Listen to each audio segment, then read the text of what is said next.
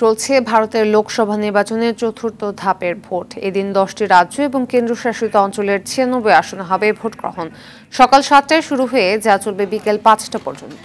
অন্ধ্রপ্রদেশের 25টি, বিহারের 5টি, জম্মু কাশ্মীরের 1টি, ঝাড়খণ্ড ও ওড়িশার 4টি, মধ্যপ্রদেশ ও পশ্চিমবঙ্গের 8টি আসনে হবে ভোট গ্রহণ। এছাড়া তেলেঙ্গানার 17, মহারাষ্ট্রের 11 এবং উত্তরপ্রদেশের 13 আসনে ভোট নেওয়া হবে।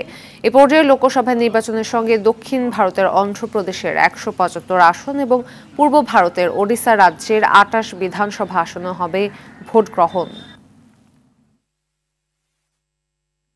দর্শক, ভারতের লোকসভা নির্বাচনের চতুর্থ দফার ভোট গ্রহণের সর্বশেষ পরিস্থিতি নিয়ে কলকাতা থেকে জানাচ্ছেন সহকর্মী পরমাশিস ঘোষ রায়। তম লোকসভা নির্বাচনের চতুর্থ দফার ভোট। দেশের 10টি রাজ্য এবং 96টি লোকসভা আসনে কিন্তু ভোট চলছে। সেই সঙ্গে চলছে পশ্চিমবঙ্গের 8টি লোকসভা আসনে।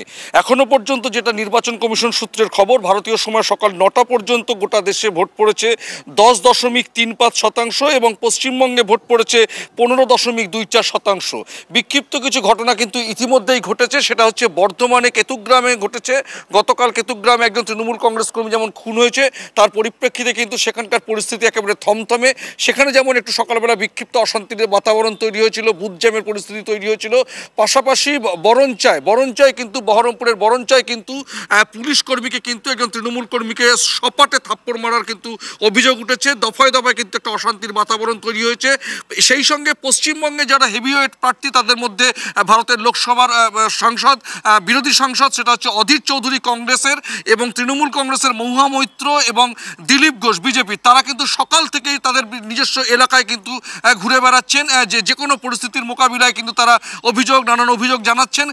সব একেবারে তারা নজরদারিও তেমন চালাচ্ছে। কিন্তু নির্বাচন কমিশনের তরফ থেকে কিন্তু কড়া প্রস্তুতি নেওয়া হয়েছে। প্রায় পশ্চিমবঙ্গের জন্য 5,538 কোম্পানি, 78 কোম্পানি কিন্তু আধা সামরিক বাহিনী এবং 34 হাজারের ওপরে কিন্তু পুলিশ বাহিনী মোতায়েন করা হয়েছে। সব মিলিয়ে কিন্তু সরগরম পরিস্থিতি। ভোটদান চলছে।